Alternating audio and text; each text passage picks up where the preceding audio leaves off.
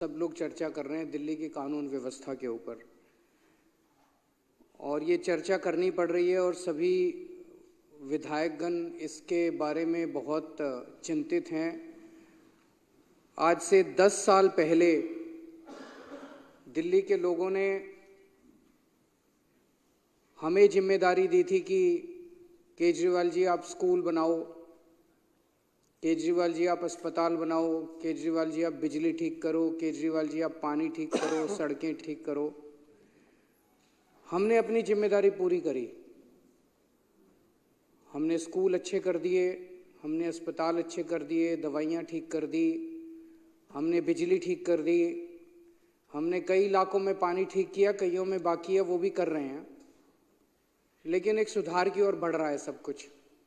हमने कई सड़कें ठीक की, कई बाकी हैं, वो भी कर रहे हैं। दिल्ली की जनता ने इनको एक ही जिम्मेदारी दी थी। दिल्ली आधा राज्य है तो आधी जिम्मेदारी दिल्ली सरकार के पास है, आधी जिम्मेदारी केंद्र सरकार के पास है। तो दिल्ली की जनता ने बीजेपी की केंद्र सरकार को जिम्मेदारी दी थी कि भाई दिल्ली वालों को सुरक्षा प्रदान करने का काम आप करो, दिल्ली में कानून व्यवस्था लागू करने का काम आप करो। और केंद्र सरकार में जो केंद्रीय गृह मंत्री हैं अमित शाह जी, ये जिम्मेदारी उनके कंधों पे आती है कि दिल्ली के अंदर सुरक्षा, हर व्यक्ति को सुरक्षा प्रदान की जाए और दिल्ली को सुरक्षित रखा जाए। ये सीधे सीधे अमित शाह जी की जिम्मेदारी है। पिछले 10 साल से धीरे धीरे करते करते और अब पिछले कुछ सालों में तेजी से दिल्ली की कानून व्यवस्था बद से बदतर होती जा रही है। और ख़ास तौर से 2019 में जब से अमित शाह जी गृह मंत्री बने हैं, तब से दिल्ली की व्यवस्था और ज़्यादा खराब होती जा रही है। इनसे दिल्ली संभल नहीं रही है। दिल्ली का बहुत बुरा हाल हो गया है, दिल्ली की कानून व्यवस्था का बहुत बुरा हाल हो गया है। आए दिन मर्डर हो रहे हैं। अभी मैं देख रहा था, वकीलों का कोई बयान आया हुआ था, अंदर घुसने से पहले एक सोशल मीडिया पे चल रहा था। वकील कह रहे थे कि सड़क के ऊपर हाथ में मोबाइल फ़ोन ले जाना मुश्किल है। आप मोबाइल फ़ोन लेके सड़क पे निकल जाओ, 10 कदम जाओगे, कोई ना कोई आपका मोबाइल फ़ोन छीन के भाग जाएगा। ये हालत हो गई है दिल्ली के अंदर। एक्सटॉर्शन की, फिरौती की कॉल्स आ रही हैं लोगों को।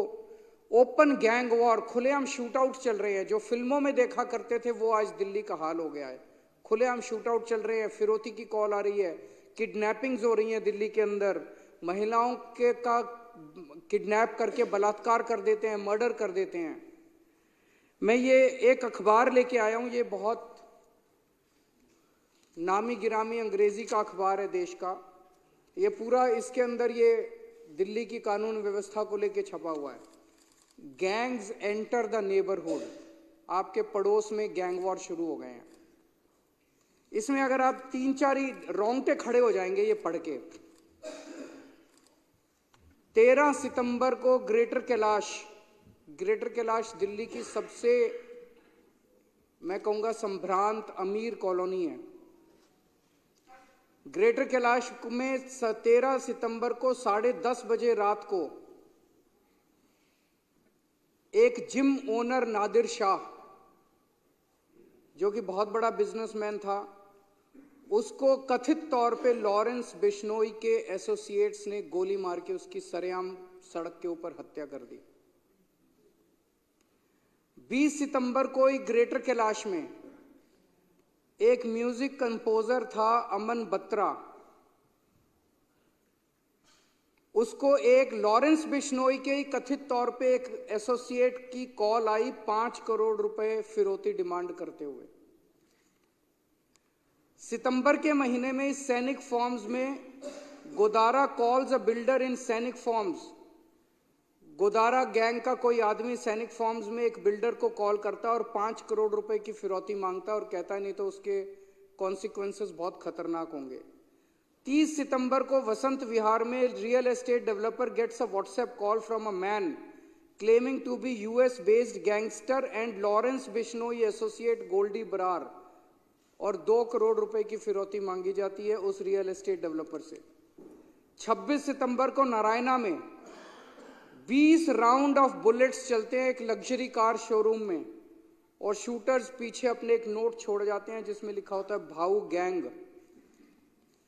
18 जून को बर्गर किंग राजौरी गार्डन 9:30 बजे रात को 39 राउंड्स ऑफ गोलियां चलाई जाती हैं अमन जून के ऊपर, उसको मार दिया जाता है लॉरेंस बिश्नोई के राइवल हिमांशु भाऊ की तरफ से। सराय काले खां में over a dozen shots ring out as a team of Delhi police pursued two men allegedly associated with Lawrence। ये लॉरेंस बिश्नोई गैंग ने हंगामा मचा रखा है और ये साबरमती जेल में कैद है लॉरेंस बिश्नोई, जो कि गुजरात के अंदर है और जो कि बीजेपी के उसके अंदर आता है। ये समझ नहीं आ रहा कि लॉरेंस बिश्नोई वहां से दिल्ली के अंदर एक्सटॉर्शन रैकेट कैसे चला रहा है। 26 अक्टूबर बम्बीना gang firing outside a businessman's house in Pitampura, rupees 10 crore extortion amount sought। November 7, Kapil Sangwa's Nandu gang, shooters fired outside a hypermarket in Paschim Vihar। Southwest Delhi, firing at motor shop in Najafgarh। November 5, Jitendra Gogi gang, firing outside plywood shop in Nangloi, firing at property dealer's office in Alipur। अगस्त के महीने में Anmol Bishnoi gang led by Lawrence's brother Shahdara based jeweller alleges the gang demanded 2 crore rupees in ransom। Himanshu Bhau gang Narayana businessman claims that on August 14 he got extortion call from a person claiming to be Bhau। Dwarka property dealer claims he received extortion call from Bhau on August 15। फरवरी के महीने में firing by 2 men outside a jeans trader's house in Yamuna Vihar। December 23, Lawrence Bishnoi gang, 2 shooters fire at house of liquor baron and former MLA Deep Malhotra। चल क्या रहा है दिल्ली के अंदर? अमित शाह कर क्या रहे हैं? कहां है अमित शाह? पूरी दिल्ली को उन्होंने गैंग वॉर के ऊपर गैंग्स को सौंप दिया, जैसे कि पूरी दिल्ली अब गैंग्स चला रहे हैं। इन्होंने दिल्ली का बुरा हाल करके रख दिया, इनसे दिल्ली संभल नहीं रही है। मैं अभी 1 महीना पहले नारायणा में एक दुकान वाले हैं रोशन लाल जी नांगलोई में एक दुकान वाले हैं रोशन लाल जी। उन्होंने 8 बजे सवेरे दुकान खोली और 9:15 बजे 2 मोटरसाइकिल पे सवार आए और उनकी दुकान के ऊपर उन्होंने अंधाधुंध गोलियां फायरिंग करनी चालू कर दी। मैं उनसे मिलने के लिए गया परसों, इन्होंने बीजेपी वालों ने मेरे को वहां जाने नहीं दिया, इन्होंने मेरे को रास्ते में रोक लिया। मैं अमित शाह जी से कहना चाहता हूं, केजरीवाल को मत रोको, क्राइम को रोको, अपराध को रोको। मेरे को रोकने की क्यों जरूरत पड़ी?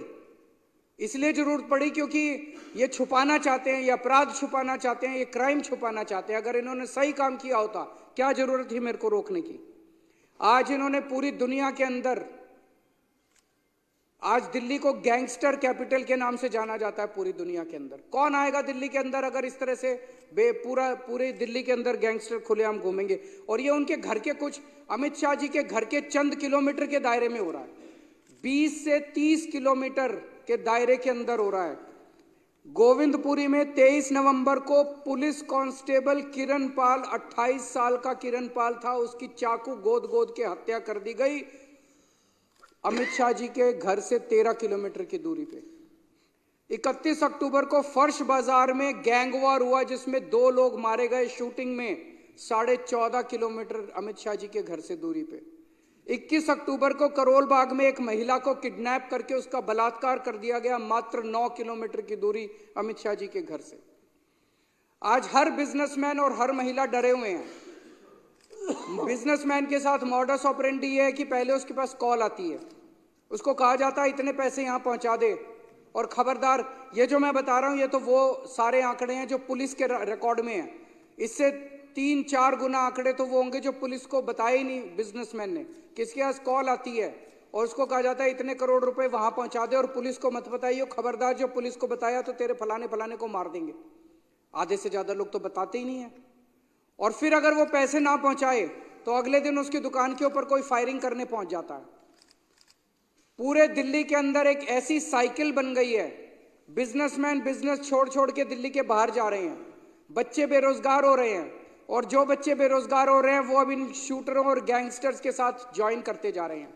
17-17 साल के बच्चे 5-5 हजार 10-10 हजार रुपए के अंदर गोलीबारी और शूट आउट और मर्डर करने के लिए तैयार बैठे हैं दिल्ली के अंदर। ये ऐसी खतरनाक साइकिल दिल्ली के अंदर बनती जा रही है जिसको देख कर सुन के ही रोंगटे खड़े हो जाते हैं।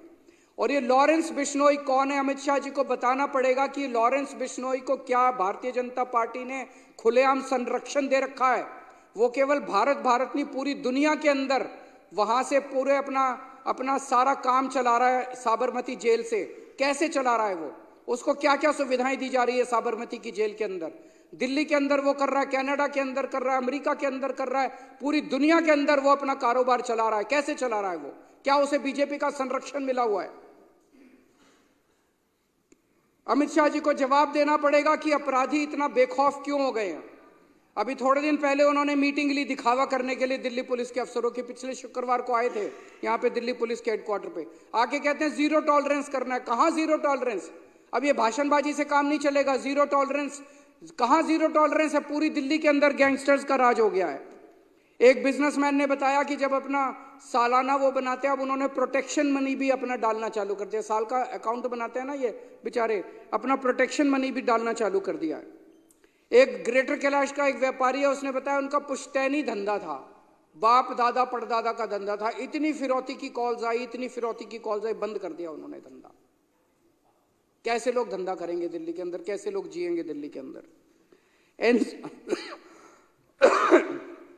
एनसीआरबी का डेटा है, पिछले 1 साल के अंदर किडनैपिंग की घटनाएं 40% बढ़ गई हैं दिल्ली के अंदर, और फिरौती और वसूली की घटनाएं 55% बढ़ गई हैं दिल्ली के अंदर।